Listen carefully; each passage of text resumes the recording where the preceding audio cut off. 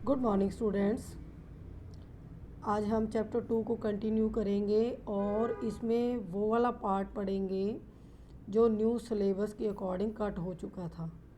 Next syllabus की कोई information नहीं है, इसलिए हमें ये टॉपिक्स पढ़ने ज़रूरी हैं।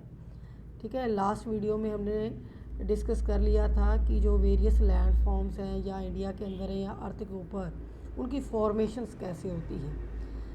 इसमें रॉक्स का जो है रोल बहुत इम्पॉर्टेंट है कि रॉक्स जो है डिफरेंट टाइप्स की होती हैं, जिसमें इग्नियस, मेटामॉर्फिक, सेडिमेंट्री रॉक्स होती हैं। सॉइल का कलर डिफरेंट डिफरेंट होता है और टेम्परेचर और प्रेशर, तो रेनफॉल, ये कुछ एजेंट्स हैं जो लैंड की जो वेरियस फॉर्मेशन है उनमें हेल्प करते हैं।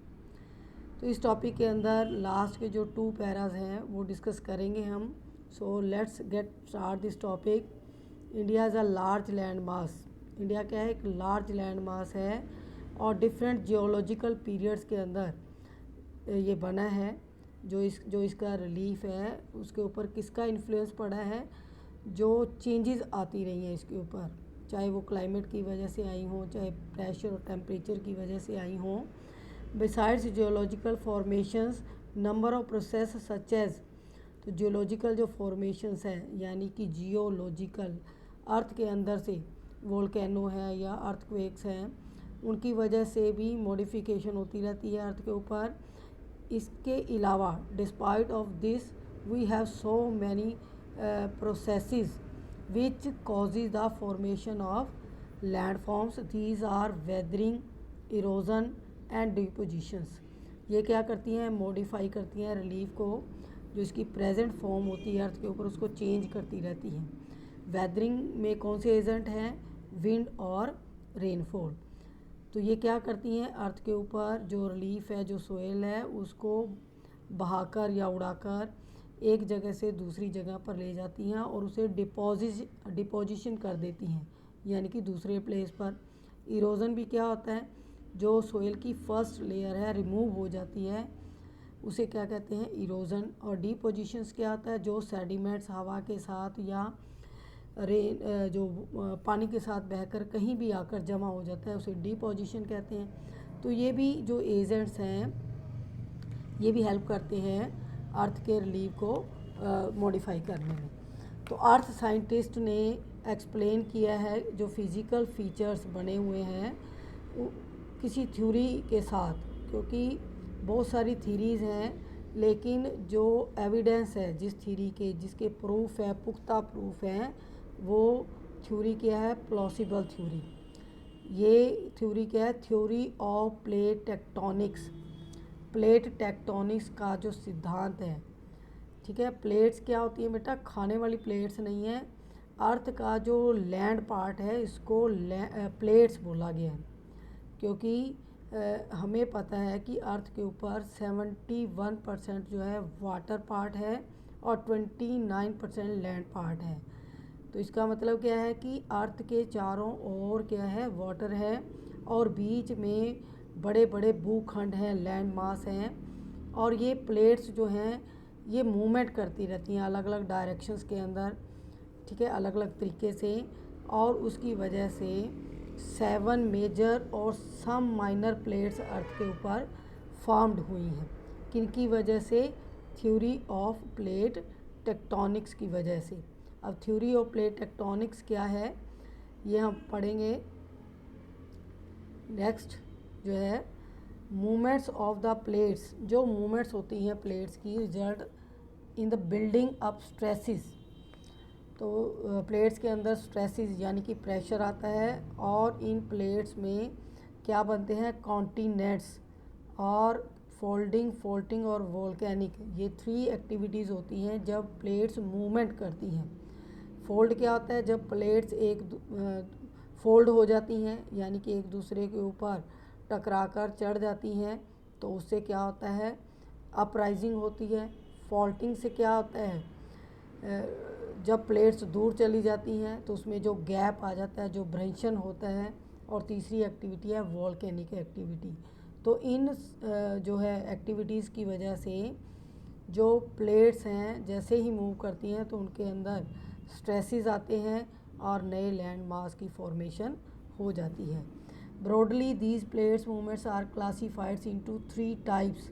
अब जो इनकी मूवमेंट्स है जिसमें फोल्डिंग फोल्डिंग होती है उसके क्या नाम दिए गए हैं अकॉर्डिंग टू जियोलॉजिस्ट?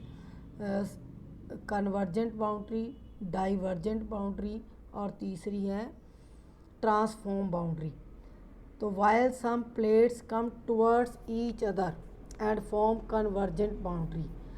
मान लो कुछ जो प्लेट्स हैं, ठीक है, प्लेट्स इनको ऐसे रख लो या ऐसे रख लो, जैसे ही प्लेट्स एक दूसरे के नज़दीक आती हैं, ठीक है, कम टुवर्ड्स ईच अदर, तो ये क्या करती हैं एक दूसरे के साथ हिट करती हैं। जैसे ही टकराती हैं तो इनमें ऐसे अपराइजिंग हो जाती है, क्योंकि ये लैंड मास बहुत थिक होता है, टकराती हैं एक दूसरे के ऊपर नहीं चढ़ती, टकराकर उनमें क्या हो जाता है फोल्डिंग हो जाती है ऐसे। और जैसे ही प्लेट्स ऐसे फोल्ड होती हैं तो उसमें किसकी प्रोसेस होती है? माउंटेन्स की, यानी कि माउंटेन्स की फॉर्मेशन होती है when some plates come towards each other and form convergent boundary. इसी तरह कुछ प्लेट्स पास में आती हैं, टकराती हैं, हिट करती हैं और move away from each other, एक दूसरे से दूर चली जाती हैं, तो फिर किस चीज़ की फॉर्मेशन होती है? Divergent boundary. In the event of 2 plates coming together, और थर्ड जो प्रोसेस है उसमें क्या होता है, कई बार जो प्लेट्स हैं वो एक दूसरे के पास आती हैं और एक दूसरे को टच करके आगे निकल जाती हैं। जैसे ही वो टच करती हैं उनमें क्या होता है? फ्रिक्शन हो जाता है, क्योंकि लैंड मास जो है लार्ज लैंड मास हैं, जब बड़े टुकड़े टकराते हैं आपस में तो उनमें क्या होता है? घर्षण होता है, फ्रिक्शन होता है, और में भी वो कोलाइड भी हो सकते हैं, क्योंकि साइड में जब वो एक दूसरे के साथ, ठीक है, टच करके निकलती हैं तो साइड के जो सेडिमेंट्स हैं वो टूट जाते हैं, क्रम्बल हो जाते हैं, और वन में स्लाइड्स अंडर द अदर्स, और कई बार वो टूटे हुए जो टुकड़े हैं वो बड़ी प्लेट्स के नीचे दब जाते हैं, ठीक है। At times they may also move horizontally, ठीक है, पास्ट, और ऐसे साथ में जब उनके साथ टच करती हैं तो आगे निकल जाती हैं, और इससे क्या बनता है? Transform boundary. यहाँ पर फिगर दी गई है। फर्स्ट है कन्वर्जेंट बाउंड्री। यहाँ हम दे सकते हैं कि 2 प्लेट्स डिफरेंट डायरेक्शन से आ रही हैं और वो एक दूसरे के साथ जब स्ट्रक करती हैं, ठीक है, स्ट्राइक करती हैं, हिट करती हैं, तो वो एक दूसरे के ऊपर ऐसे जो है चढ़ जाती हैं, और उससे क्या होता है? अपराइजिंग होती है और माउंटेन्स बनते हैं। इसे कहते हैं कन्वर्जेंट बाउंड्री। सेकंड जो है प्रोसेस क्या है? Divergent boundary. डाइवर्जेंट बाउंड्री में देखो 2 प्लेट्स एक दूसरे के नज़दीक आई, लेकिन एक दूसरे के साथ हिट हुई और फिर एक दूसरे से दूर चली गई, ठीक है। अब इसमें क्या आ गया? गैप आ गया, तो ये प्रोसेस होती है फोल्डिंग, ठीक है, और ये प्रोसेस हो गई है फोल्डिंग, यानी फोल्ड हो गए एक दूसरे के ऊपर, कन्वर्ट हो गए, डाइवर्ट हो गए, यानी कि एक दूसरे से ये दूर चले गए, और उनमें क्या होगा? प्लेट्स के अंदर गैप आ गया, ठीक है। तो जो पैसिफिक ओशन है उसमें बहुत ज़्यादा कह रहे हैं गैप आ रहा है, वो किसकी वजह से? क्योंकि प्लेट्स जो है मूवमेंट करती रहती हैं और वो दूर जा रही हैं, तो जो वाइडेंड पार्ट है पैसिफिक ओशन का वो बढ़ता जा रहा है। नेक्स्ट है ट्रांसफॉर्म बाउंड्री।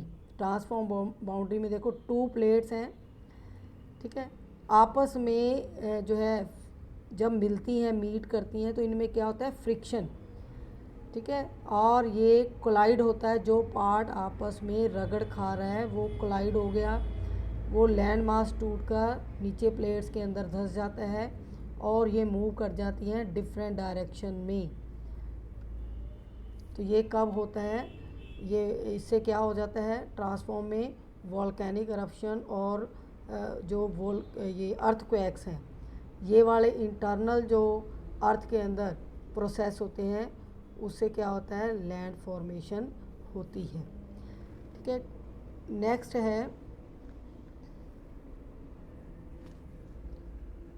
मैप के अंदर देख सकते हैं हम ये 7 मेजर और सम माइनर प्लेट्स हैं। ठीक है, अर्थ के ऊपर जितना भी लैंड मास है, जैसे यहाँ पर देख सकते हैं हम नॉर्थ अमेरिका है, साउथ अमेरिका, ये प्लेट्स भी बोली जाती हैं। North American plate, south American plate, African plates, Eurasian plates, ठीक है, इंडो ऑस्ट्रेलियन प्लेट्स। ओके, ये कितने हो गए। और नीचे अंटार्कटिका प्लेट है। 7 मेजर कॉन्टिनेंट्स बन गए।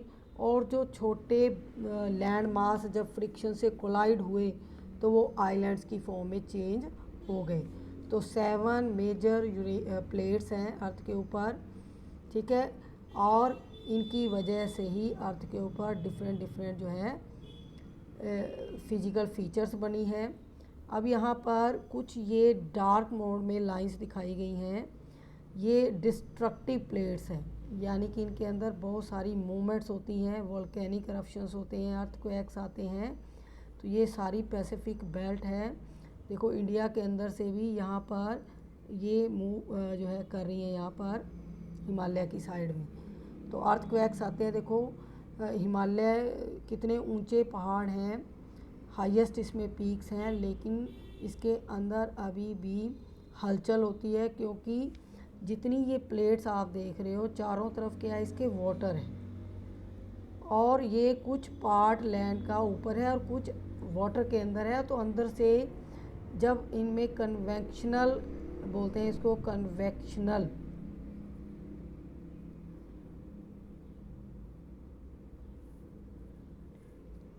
टाइड्स, समुद्र के अंदर क्या आती हैं, टाइड्स आती हैं, तरंगे पैदा होती हैं, लहरें आती हैं। तो करंट वेव्स जो हैं उनकी वजह से इनके अंदर ग्रेजुअली क्या होती रहती है, मूवमेंट होती रहती है, जिसे हम फील नहीं करते, देख नहीं सकते, क्योंकि आपको पता है कि अर्थ जो है वो सन को रिवॉल्व करती है और हम अर्थ के ऊपर ही स्टे कर रहे हैं। प्लेट्स जो हैं या फर्स्ट क्रस्ट है उसके ऊपर हम रहते हैं, तो हमें ऐसा क्यों नहीं फील होता कि ये मूव कर रही हैं तो हमें हिले। ठीक है, यहाँ पर हमें नहीं महसूस होता क्योंकि ये बहुत बड़े भूखंड हैं। जैसे हमें ये नहीं पता चलता कि अर्थ जो है वो घूम रही है, हमें क्या फील होता है कि अर्थ घूम रही है, हम भी नहीं घूमते साथ में, हम स्टेबल हैं, टिके हुए हैं, क्योंकि अर्थ जो है बहुत बड़ा प्लैनेट है और हमारे साइड की सारी चीज़ें ही मूव कर रही हैं। अकेले हम अगर करें, घूमें या मूव करें तो हमें फील होगा। ठीक है, लेकिन जब पूरी अर्थ का जो एरिया है वो ही रिवॉल्व कर रहा है तो हमें उस चीज़ का एहसास नहीं होता।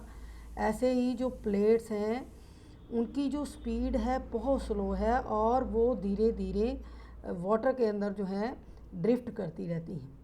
ठीक है, आज जो हम 7 मेजर कॉन्टिनेंट्स देख रहे हैं वो बिल्कुल अपनी अपनी पोजीशन ले चुके हैं, इसके बाद इनमें मूवमेंट्स नहीं होती। ठीक है, ये बड़ी प्लेट्स के साथ फिक्स हो गए हैं और अब यहाँ पर जो मूवमेंट है वो बहुत स्लो है और जो हमें दिखाई नहीं देती। ठीक है, तो यहाँ पर हम डिस्कस कर चुके हैं ट्रांसफॉर्म बाउंड्री को। ठीक है, नेक्स्ट है most volcanoes do you know में देखें and earthquakes in the world are located at plate margins. जो डिस्ट्रक्टिव प्लेट्स हैं हमने मैप के अंदर देखा, वर्ल्ड मैप के अंदर, कि अर्थक्वेक्स आते हैं, वोल्केनोस आते हैं, वो सारी पैसिफिक बेल्ट के अंदर आते हैं। The oldest land mass the peninsular part was a part of the Gondwana land. अब जो सबसे पुराना ओल्डेस्ट लैंड मास है वो क्या है, पेनिनसुला पार्ट, जिसे हम क्या कहते हैं, Gondwana land. Gondwana land included Australia, South Africa, South America और Antarctica as one single land mass. तो यानी कि हम सोच सकते हैं कि ये सारे जो कॉन्टिनेंट्स थे, जिनमें ऑस्ट्रेलिया यहाँ आ गया, ठीक है, साउथ अफ्रीका यहाँ आ गया, ओके, साउथ अमेरिका और इसी तरह अंटार्कटिका, तो ये सारा एक ही लैंड मास था जिसे क्या बोलते हैं, गोंडवाना लैंड मास। तो यहाँ पर जो कन्वेक्शनल करंट्स थे, कन्वेक्शनल करंट्स क्या होते हैं, जो ओशंस के अंदर ही बनते हैं और वो क्या करते हैं, split the crust into a number of pieces. Crust क्या है, फर्स्ट लेयर जिसके ऊपर हम टिके हुए हैं, हम रहते हैं, हम एक्टिविटीज़ करते हैं। तो अर्थ की फर्स्ट लेयर को क्रस्ट बोला जाता है। क्रस्ट, मेंटल कोर, आपने 3 जो है लेयर्स पढ़ी थी अर्थ की। तो क्रस्ट जो है सॉलिड लेयर है जिसके ऊपर हम रहते हैं। तो क्रस्ट को ये क्या करती हैं, करंट्स स्प्लिट करती हैं, तोड़ती हैं छोटे छोटे पीसीस के अंदर, thus leading to the drifting Indo Australian plate after being separated from the Gondwana land. तो इसी ड्रिफ्टिंग और इसी स्प्लिट की वजह से जो अलग अलग जो बड़े लैंड मास, जो गोंडवाना लैंड मास था, उससे सेपरेट हो गई थी इंडो एशियन प्लेट। ठीक है, इंडो ऑस्ट्रेलियन प्लेट, देखो अंटार्कटिका नीचे रह गया, इंडिया जो है नॉर्थवर्ड साइड चला गया और जो ऑस्ट्रेलियन प्लेट थी वो साउथ ईस्ट में चली गई। ये सब किसकी वजह से हुआ, ड्रिफ्टिंग प्रोसेस की वजह से। जो कन्वेक्शनल वेव्स हैं, जो पानी है वो सी का, वो इन भूखंडों को धीरे धीरे धीरे धीरे क्या करता है, ड्रिफ्ट करता रहता है, धकेलता रहता है आगे, और ये बड़े भूखंड टूट कर छोटे पीसीज में बढ़ जाते हैं और अलग अलग डायरेक्शंस में फ्लोट करने लग जाते हैं। The northward drift resulted in the collisions of the plate with the much larger Eurasian plate. अब जो हमारा इंडिया, जिसे हम इंडिया कहते हैं, वो किसका पार्ट था, गोंडवाना लैंड का।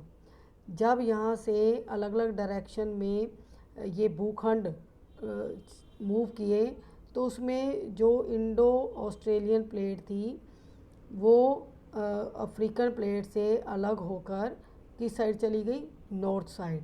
जैसे ही इंडिया नॉर्थ साइड में गया, जो उसका भूखंड था, तो उससे उसके ऊपर भी एक प्लेट थी, यूरेशियन प्लेट, यानी कि ये जो पार्ट है ड्रिफ्ट करता हुआ, मूव करता हुआ नॉर्थ की साइड जाता है और आगे यूरेशियन प्लेट से टकरा जाता है। ठीक है, तो यहाँ पर इंडिया की जो प्लेट थी, लैंड मास था, उसने पोजीशन ले ली क्योंकि उससे आगे बहुत बड़ी प्लेट है जो उसको मूव नहीं करने दे रही। ठीक है, अगर उसमें मूवमेंट होती है, ड्रिफ्टिंग होती है, तो वो महसूस नहीं होती। अभी हम कहते हैं कि माउंट एवरेस्ट की जो हाइट है वो बढ़ रही है क्योंकि ये प्लेट जो है बड़ी प्लेट के साथ टकराती जाती है, अंदर से मूवमेंट होती रहती है, और जो हिमालय पर्वत है वो और ऊपर ड्रिफ्ट होकर, यानी कि फोल्ड होकर ऊपर ऊपर जो है उसकी पीक्स हाई होती जा रही हैं। ठीक है, ये किसकी वजह से है, जो ड्रिफ्टिंग होती है कन्वेक्शनल वेव्स की वजह से, ड्यू टू दिस कोलाइजन। अब जो यूरेशियन प्लेट, जैसे ही भूखंड अलग होते हैं, ठीक है, भूखंड जब अलग हो जाते हैं उनमें क्या होता है, फ्रिक्शन होता है, क्योंकि आपस में घर्षण करती हैं प्लेट्स और उनके पीसीस टूट भी जाते हैं, कोलाइड भी हो जाते हैं, तो उनसे सेडिमेंट्री रॉक्स बनते हैं, यानी कि वो टूटा हुआ सेडिमेंट जो बड़े भूखंड से अलग हुआ लैंड मास है वो सेडिमेंट्री रॉक्स में कन्वर्ट हो जाता है और फिर अकम्युलेट होता है। यहाँ पर जियो सिंक लाइन का एग्जांपल दिया हुआ है। जियो सिंक लाइन यानी कि भूखंड का सिंक्रोनाइज होना, आगे बढ़ना। Tethys were folded to form the mountain system of western Asia और हिमालय। तो यहाँ बात कर रहे हैं इंडिया के लैंड मास की, जब वो अफ्रीका और अंटार्कटिका से सेपरेट हुआ और नॉर्थ साइड मूव किया, आगे यूरेशियन प्लेट थी और यूरेशियन प्लेट के बीच में क्या था, एक टेथिस सी था, नीचे से ये लैंड मास आ रहा है और ऊपर से एक यूरेशियन प्लेट है, तो बीच में क्या है, टेथिस सी। तो जैसे ये प्लेट्स आपस में टकराई, ठीक है, तो ये प्लेट्स जैसे ही आपस में ऐसे टकराई और फिर इनके टकराने से जो सेडिमेंट टूटा, ठीक है, वो सेडिमेंट टेथिस सी में डिपॉजिट होता गया और अंदर से ये प्लेट्स ऐसे आपस में क्या करती रही, कन्वर्ट होती रही। कन्वर्ट होने के बाद ये इनमें क्या हो गया, जो सेडिमेंट इकट्ठा हुआ टेथिस सी में उसकी अपराइजिंग हो गई और इस तरीके से जो हिमालय माउंटेन है उसकी फॉर्मेशन हो गई। क्योंकि हिमालय माउंटेन जो है वो किसके सेडिमेंट की डिपोजिशन से हुआ है, टेथिस सी के अंदर दोनों भूखंड यूरेशियन प्लेट और इंडियन जो लैंड मास था उसमें, जिसे कह सकते हैं हम गोंडवाना लैंड का ही एक पार्ट था। इंडिया जो था गोंडवाना लैंड का ही एक पार्ट था। जब वो लैंड पार्ट अलग होकर यूरेशियन प्लेट से टकराया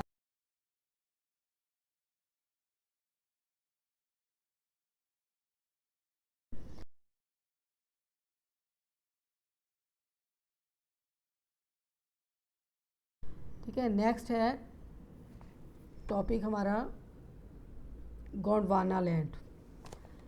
it is the southern part of the Asian super continent Pangaea. ठीक है, यहाँ पर अब पेंजिया की बात की है। हमने 7 कॉन्टिनेंट्स पढ़े हैं, तो जो पेंजिया है यानी कि जो गोंडवाना लैंड था वो किस लैंड से अलग हुआ था, पेंजिया से। ओके, यानी कि अर्थ के ऊपर पूरा एक बड़ा भूखंड था, सुपर कॉन्टिनेंट से बोला जाता है पेंजिया। ओके, अब इस पेंजिया से एक गोंडवाना पार्ट जो है, गोंडवाना लैंड अलग हो गया, भूखंड अलग हो गया। गोंडवाना के भी देखो इसमें कितने कॉन्टिनेंट्स थे उस टाइम। अफ्रीका था, साउथ अमेरिका, अंटार्कटिका, ऑस्ट्रेलिया और इंडिया का पार्ट। तो ये गोंडवाना जो था ये ड्रिफ्ट हुआ, अलग अलग स्प्लिट होकर सेपरेट हो गया। एक पार्ट नॉर्थ की साइड चला गया, एक पार्ट साउथ की साइड चला गया, अंटार्कटिका बन गया। और जो वेस्ट साइड गया वो क्या बन गया, अफ्रीका और साउथ अमेरिका। और जी नॉर्थ साइड में जो गया वो बन गया इंडिया। तो ये एक बड़े भूखंड से टूटा हुआ एक भूखंड था, लैंड मास था, सुपर कॉन्टिनेंट पेंजिया से अलग हुआ। अब यहाँ पर जो यूरेशियन प्लेट थी उसका जो नीचे वाला हिस्सा था वो क्या था, अंगारा लैंड। यानी ये किसका टुकड़ा था, गोंडवाना लैंड का। ठीक है, जो इंडिया का लैंड मास है। और बड़ी प्लेट यूरेशियन प्लेट का नीचे वाला हिस्सा क्या था, अंगारा लैंड। यानी गोंडवाना और अंगारा लैंड दोनों के सेडिमेंट्स जब टूटे, ब्रेक हुए, तो वो बीच में जो टेथी सी था उसके अंदर वो क्या हो गए, डिपॉजिट। जैसे ही उनमें डिपोजिशन हुई तो अप राइजिंग होगी सेडिमेंट्स की और हिमालय माउंटेन की फॉर्मेशन हो गई। The Himalayan uplift out of the Tethys sea. अब इसमें हिमालय के बारे में बताया गया कि टेथी सी से अपलिफ्ट हुआ है।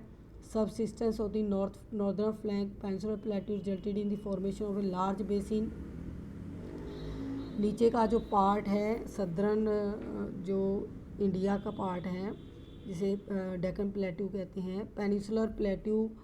बेटा पेनिनसुलर क्या होता है, अगर हम इंडिया की शेप नीचे से ये है और इसके इस साइड जो वेस्ट साइड क्या है, अरेबियन सी, ईस्ट साइड में क्या है, बे ऑफ बंगाल, और साउथ में क्या है, इंडियन ओशंस। तो 3 और क्या है, सीज़ हैं, वाटर बॉडी है, और 1 साइड क्या है, लैंड। अब इन सीज़ के अंदर क्या हुआ, अर्थक्वेक्स आई। अब इन अर्थक्वेक्स की वजह से जो डेक्कन प्लेट्यू हमारा इंडिया का उसकी फॉर्मेशन हुई। यानी कि जो हमारा साउथ इंडिया है मोस्टली वो किससे बना है, ओशंस के अंदर जो इंटरनल प्रोसेस हुई अर्थक्वेक की, वॉल्केनिक eruptions की, उसकी वजह से ये लैंड मास बना। ठीक है, और उससे ऊपर वाला जो पार्ट है जैसे जैसे ये ऊपर ड्रिफ्ट होता गया, आगे मूव करता गया, बड़ी प्लेट्स के साथ टकराया, तो टेथी सी में जो सेडिमेंट्स है वो डिपॉजिट हो गए और हिमालयंस की माउंटेन्स की फॉर्मेशन हो गई in due course of time. ठीक है, डिप्रेशन क्या होता है, टेम्परेचर और प्रेशर जब प्लेट्स के ऊपर पड़ते हैं, ऊपर से हाई टेम्परेचर और नीचे से प्रेशर, तो उससे क्या होता है, जो लेयर्स होती हैं वो क्या हो जाती हैं, थिक हो जाती हैं, एक दूसरे के साथ प्लेट्स जो है जुड़ जाती हैं। Gradually got filled with deposition of sediments by the rivers flowing from the mountains in the north और peninsular plateau in the south. Flat land extensive alluvial deposit led to the formation of northern plains of India. इसी तरह sediment के टूटने से Himalayan mountains बने। Himalayans के ऊपर जो रिवर्स थी उनकी वजह से हमारे नर्दर्न प्लेन्स बने। हिमालयन रिवर से जो भी सेडिमेंट, ठीक है, रिवर वाटर के साथ आया वो आकर फुट हिल्स में यानी हिमालय के फुट हिल्स में डिपॉजिट हो गया और उससे क्या बना, northern plains of India. The land display great physical variations, ये टॉपिक हमने डिस्कस कर लिया था। नेक्स्ट टॉपिक हम नेक्स्ट वीडियो में डिस्कस करेंगे। Till then good bye.